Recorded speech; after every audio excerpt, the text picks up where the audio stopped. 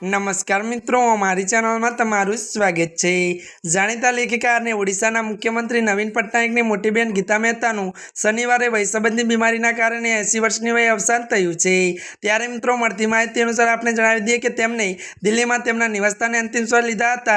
एक लेखिका होवा साथे तेओए एक डॉक्यूमेंटरी फिल्म निर्माता अने पत्रकार हता अने तेमनो जन्म 1943 में थयो हतो अने तेमनुं शिक्षण भारत अने ब्रिटनमां थयुं हतुं। त्यारे मित्रों, आपने जणावी दीए के वर्ष 2019 में गीता मेहता ने साहित्य और शिक्षण क्षेत्रे भारतना प्रथम सर्वोच्च नागरिक सम्मानित पद्मश्री नवाजवामां आव्या हता।